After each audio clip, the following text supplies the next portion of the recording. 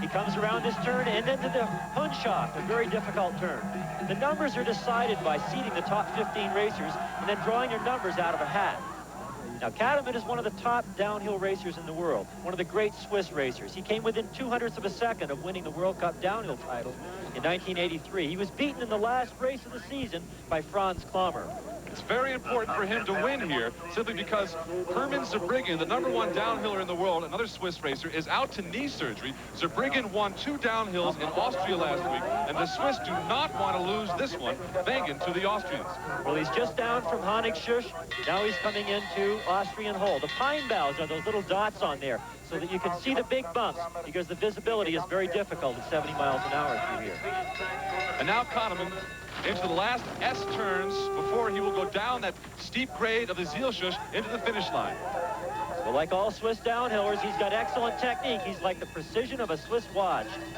Kahneman, 2:37.92, the first skier down the mountain, and so he sets the time to beat. The rest of the world's best skiers here in Wengen will be chasing.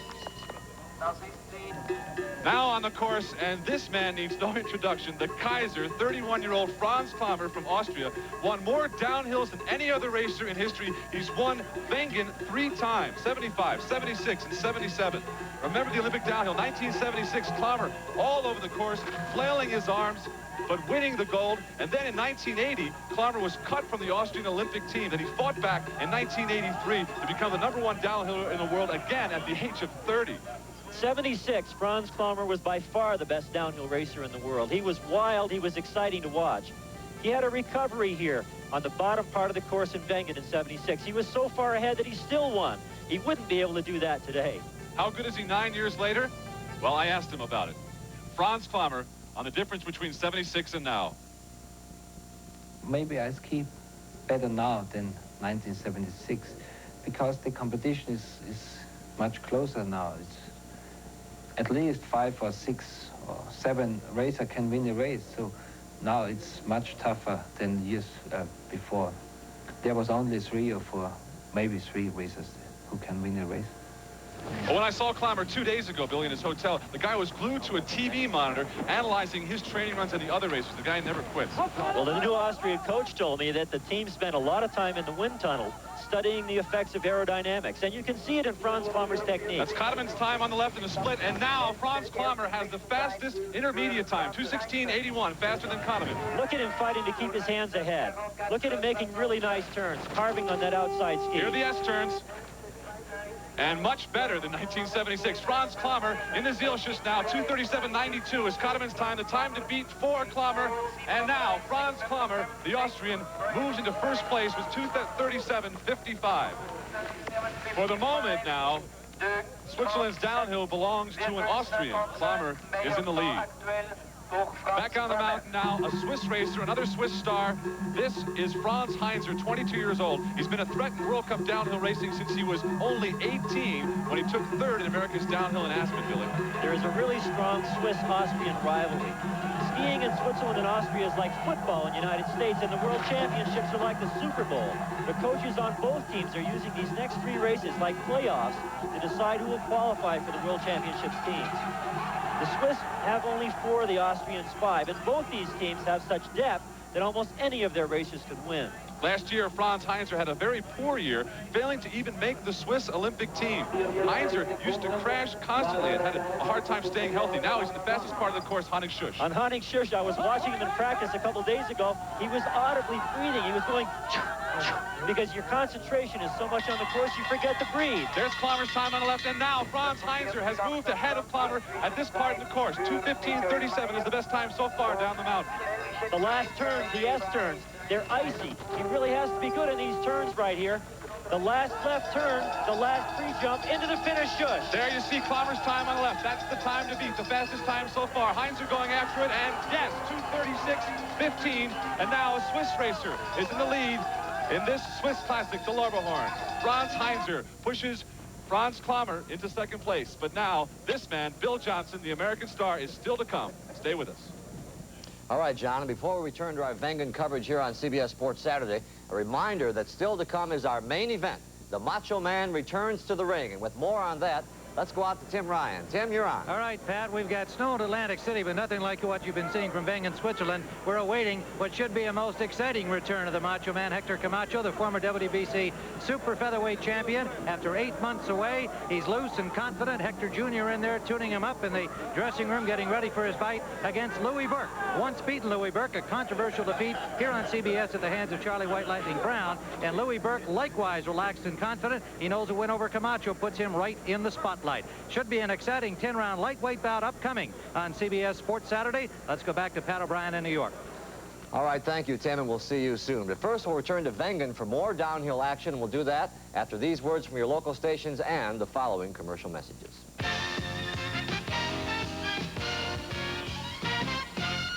This is CBS. Looking for a high-performance luxury car? Your Nissan dealer's the one to see. Nissan's Maxima. The body is sleek, the lines are subtle. Unlike Toyota's Cressida, Maxima has front-wheel drive and is priced $2,000 less. Best of all, the same V6 engine powers the legendary 300CX. Maxima, the pursuit of excellence has been achieved. For a test drive, see your Nissan Datsun dealers of Southern California. It's back. One night only. The Miller High Life Supercross screams into Anaheim Stadium Saturday, February 2nd. See every factory pro, Honda, Yamaha, Suzuki, and Kawasaki. Anaheim winner and series champ Johnny O'Mara. The legend Bob Hurricane Hanna in his final Anaheim appearance. Bailey, Ward, Glover, and 100 others attack the same great track with rad double jumps, plus the 18-wheeler Screamer, a buried semi, the Riders Jump. Saturday, February 2nd, Anaheim Stadium. Lots of parking. Great seats now at Ticketron, Super Shops, Anaheim Convention Center, and Charge Line. And check the NFL in '84 today at 5. They are fierce rivals battling for supremacy in the East. The Philadelphia 76ers take on the world champion Boston Celtics in NBA action tomorrow on CBS Sports. You ever listen to a Tums? Did a Rolaids ever tickle your nose? Now, what about Alka-Seltzer? Listen. Now the nose. Those bubbles are telling you Alka-Seltzer is unleashing itself with lightning speed to attack your acid indigestion or heartburn with a headache. And that's something Tums or Rolaids can't do. So next time your body's telling you something, let it know you're listening. Send Alka-Seltzer to the rescue and feel it making you feel better. Fast. If you're interested in earning more than a paycheck, the Century 21 system announces a week of opportunity. Mark your calendar now for career sessions. Find out why we're #1, the best-known professionals in the business. Find out about our career track training, one of the most comprehensive programs in real estate. Call the Century 21 office nearest you and make a date with your future. Put #1 to wait for you. Century 21. Don't miss the Century 21 Career Opportunity Week, January 21st through the 27th. Here in Switzerland, you're looking at the man to beat, and he's a Swiss star, Franz Heinzer.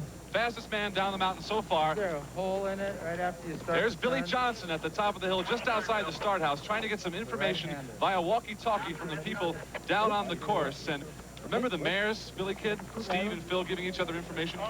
Sure, John. Sometimes that radio is as valuable as your skis. So Johnson upcoming now, but on the course right now is 25-year-old Austrian Helmut Herfleiner. He told us a couple days ago that an Austrian was going to win this race. So Herfleiner making bold predictions. Usually Bill Johnson makes those types of predictions. You know, he sounds a lot like Bill Johnson sometimes. They've been having a feud since October. They were both training on a glacier in Austria. Herfleiner suggested that they share information since they're both with the same ski company. Bill Johnson said, no thanks, but if you want to switch skis, I'll still beat you. And now Herfleiner trying to erase an embarrassment at the Olympic Games for the Austrians. Remember, the Austrian ski team only won 1 bronze medal. And after that, the Austrian ski coach was fired. He went to work for the Canadian team. And so now the new coach, Connie Rubrecker, is trying to whip these youngsters into shape. Now, on the left of your screen will be coming Franz Heinzer's time, his intermediate time. And we'll see, there it is, 2:15:37. That's the time to beat. And now Herfleiner, and he's the second best there. He's only 2/10 of a second behind Heinzer. He's great coming down through Austrian Hole, hands ahead of him. Now the difficult S-turns at the bottom. Can he catch Heinzer in this last few turns? You'll see Heinzer's time come up on the left as Herfleiner goes down the last. 2:36:15 is the time to beat, and here comes Herfleiner. Can he do it? And yes, Herfleiner, 2:36:04. So now it's an Austrian's downhill. Helmut Hoflaner barely able to stop there, and now he becomes the man to beat. The 25-year-old Austrian star, and look at Heinzer. Well, he's disappointed, all right. Heinzer now in second place. Let's take a look now at Hoflaner again. Here he is in Austrian hole. He has a really good feel for the snow, especially soft snow like this, but he's especially good in keeping his hands in front of him. He absorbs those bumps. He is so good in that section. Helmut Hoflaner sitting now in first place here in Wengen, Switzerland. But still to come is Billy Johnson. Day. My kind of snowfall, and if I don't win today, there's something wrong with me. Bill Johnson interviewing himself. Johnson has had a great year. Let's take a look at it. It was 1 year ago to the day when Bill Johnson rode a pair of skis at 70 miles an hour here in Wengen on a collision course with some trees and high-speed disaster. By some miracle, Billy D righted himself and shouted to the world that an American could indeed win a World Cup downhill. Well, Johnson's bold step into the record books was joined with outrageous bravado that wrote the story of a 24-year-old racer who was predicting his own gold medal in Sarajevo. When Johnson turned to gold, no one was more surprised than the Austrian and Swiss racers finishing bronze and silver who had an American on their shoulders. While Johnson prepared for Aspen and America's downhill in March, critics were saying the boy wonder could glide but not make the technical carving turns to win in Aspen. Well, Johnson's turns carved up the course in the European competition, who once again found themselves with the weight of the states on their shoulders. Billy D had won his third downhill, and the Olympic champion had proved to the world that he was indeed worthy of the printed praise that followed him everywhere. Downhill Billy D was on a raucous ride that brought him superstardom. Johnson in shades. Johnson burning up the roads in a celebrity car race. And Johnson on a poster daring anyone to catch him on or off 2 pieces of waxed wood. But while Bill Johnson, boisterous wonder, made time for admirers, those with a nose for news were in a lurch to turn up more than a ski racer. They found an athlete who as a child would dodge school to practice racing. And they found a teenager who had been busted for car theft. Finally, they found a Johnson who gave great news conference. Bill, you're going to be made certainly into something of an American sports hero, a very big thing. What does that mean? You talk about that a little bit, about... Millions. We're talking millions. And now our talk with Bill here in Wengen 1 year later with thoughts on just about everything. All the publicity, all the fanfare that I got all along the way was all very new to me. And I tried to prepare myself for it. In fact, I tried to create the image that would make myself popular all over America to begin with. And then all of a sudden here I've got it. I've got the ball in my hand and not really knowing what to do with it. Bill Johnson on the past, any regrets? I don't think I'd take anything back. I mean, sure, I could probably ease through it a little easier knowing with the experience that I have now, but it was fun doing it. Bill Johnson on giving racing tips to his teammates. If they're intelligent to know that I've had the experience on the course of 3 years, 4 years on some courses, and they'll come up and ask me. But if they're not smart enough to come up and ask me, then I'm not going to go out of my way and volunteer information. Johnson on predictions and bravado. Brashness is just the way the media sees me, and that's, you know, nobody predicts a win in World Cup skiing. Nobody does it. It's just not done.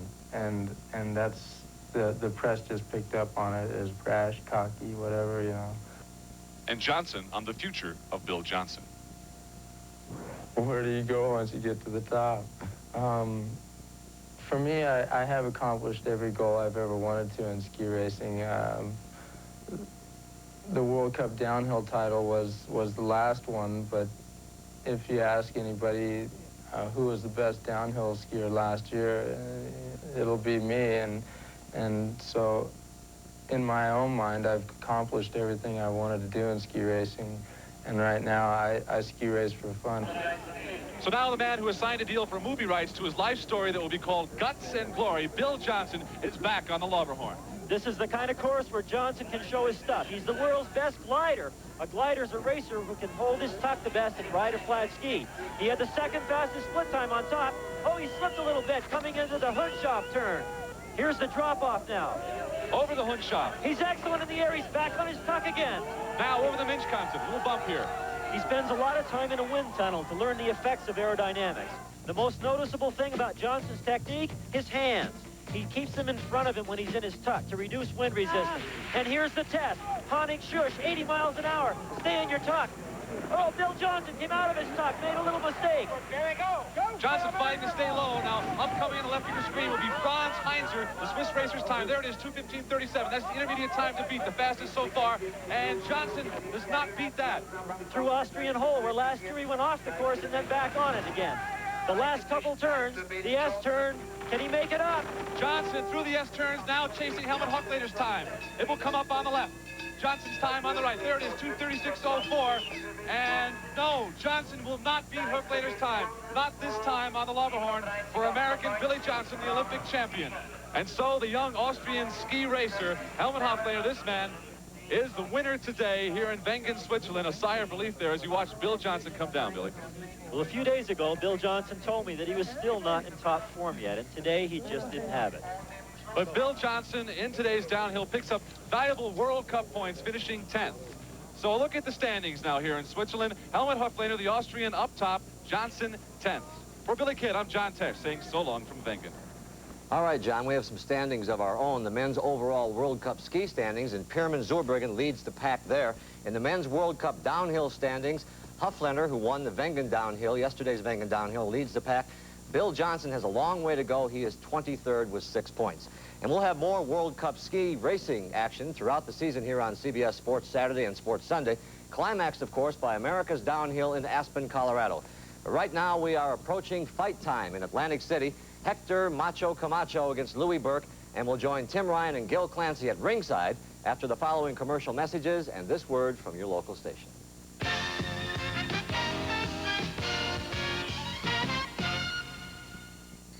I remember hearing somebody say I was dead.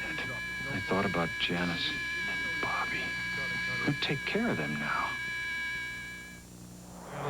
Coming back. He's all right now. I got a second chance to do all those things I meant to do. At Prudential, we know most of us don't get a second chance. Talk to a Prudential agent and get the peace of mind that comes with a piece of the rock. I did.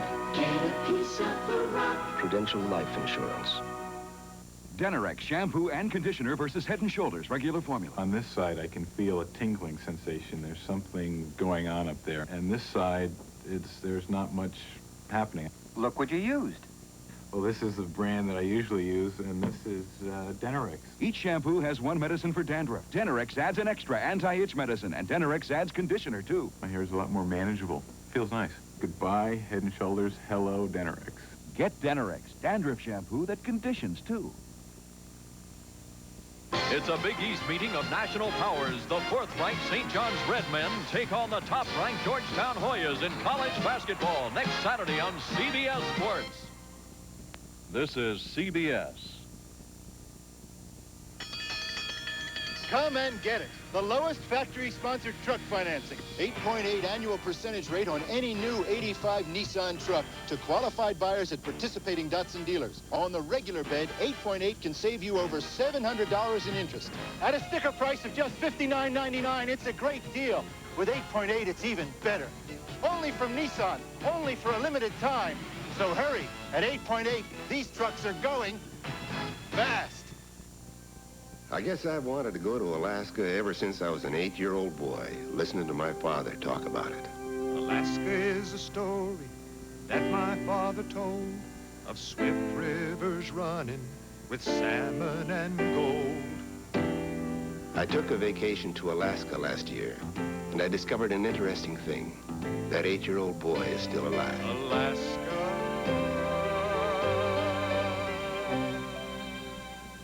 Wow, the wildest hats in town tonight at 7. We're live in Atlantic City, New Jersey, awaiting this matchup between two of the most attractive and appealing boxers in the professional boxing game today, Hector Camacho and Louie Burke. Hello again, everyone. Tim Ryan back here at ringside as we wait this highly anticipated return to the ring of Hector Camacho. Louie Burke, his opponent from Las Cruces, New Mexico, is more eager than anybody to get in there. He had a match scheduled against Hector Camacho last July, and Camacho pulled out of that fight when he ran into managerial problems. The replacement was Charlie White Lightning Brown, and Louie Burke, who was unbeaten at the time, lost a very controversial decision. Most ringsiders thought he won the fight, but the decision went to Charlie White Lightning Brown. But now Louie Burke has Angelo Dundee in his corner for this one.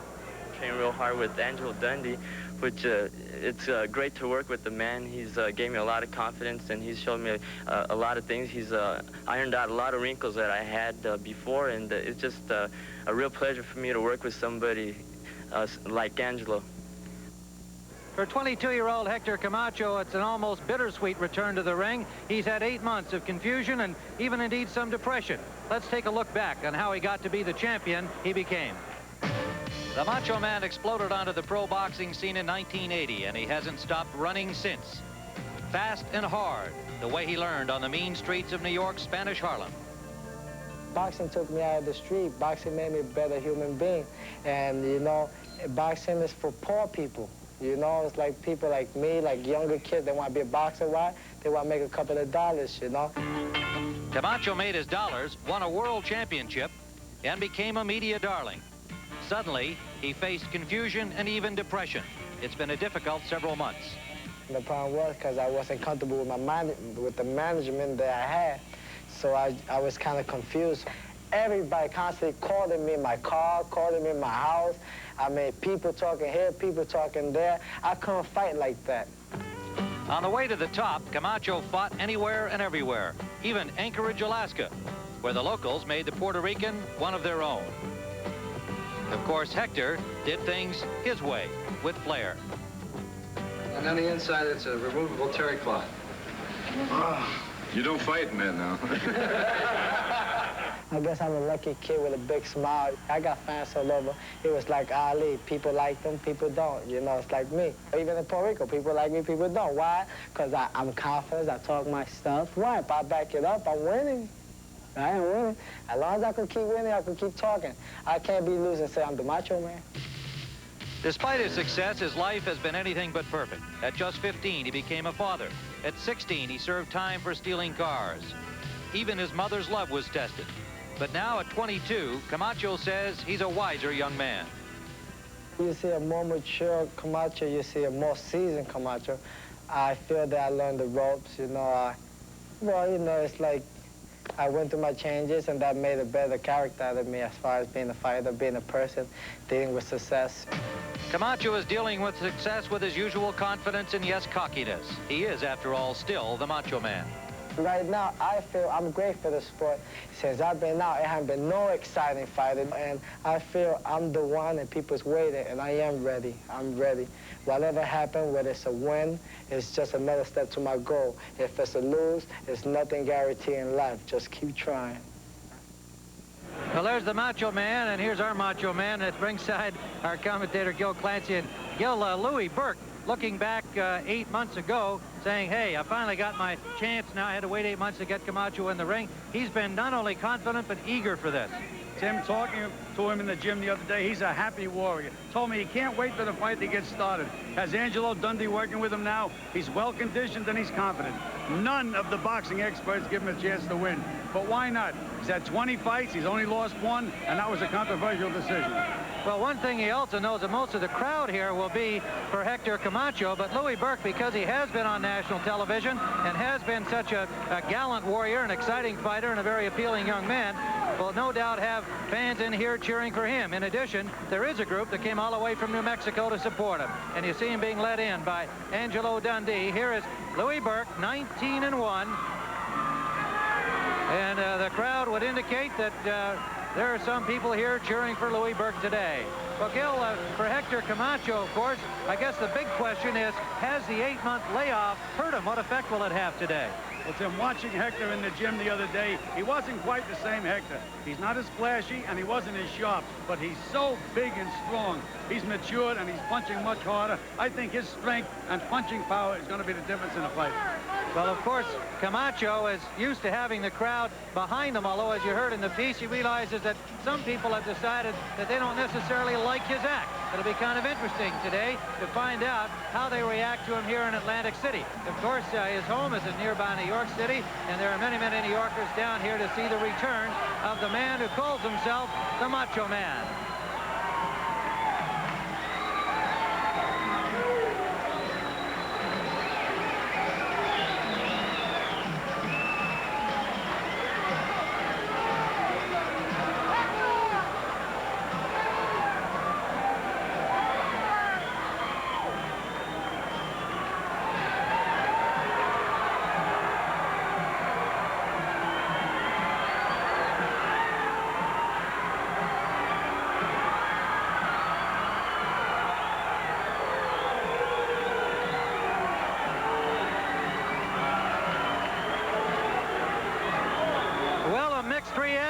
To Hector Camacho, his handler Jesse Gonzalez, his new trainer there, Jimmy Montoya. And we'll see the return of Hector Camacho against Louie Burke in a moment.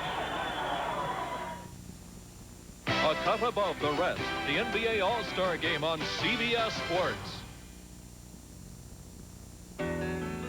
There's a style in your life no one could ever deny. You're on your way to the top, and along the way, you've always known just who you are. Where you're going, you've always known it. Where you're going, it's Michelob. Where you're going, it's exceptionally smooth Michelob. Where you're going, it's Michelob. Introducing a computer that can change the way you work. The new Tandy 1000, complete with desk-mate software for easy-to-use word processing, filing, worksheets, scheduling, communications. Brought to you by Tandy, clearly superior for service, support, and software. The Tandy 1000, available at Radio Shack computer centers, and so affordable. Tandy technology, service, and support are clearly superior. Hector Camacho, now a lightweight, and of course 7 of his last bouts have been at this weight. He wants his second world title. Let's go to ring announcer Marvin Goldberg. Good afternoon, ladies and gentlemen. This is a 10-round lightweight bout sanctioned by the New Jersey State Athletic Commission. And the referee today is Larry Hazard. Introducing in the blue corner with a record of 19 wins, 1 loss. He has 12 knockouts. Weighing 135 3/4 from La Cruces, New Mexico, Louie Burke.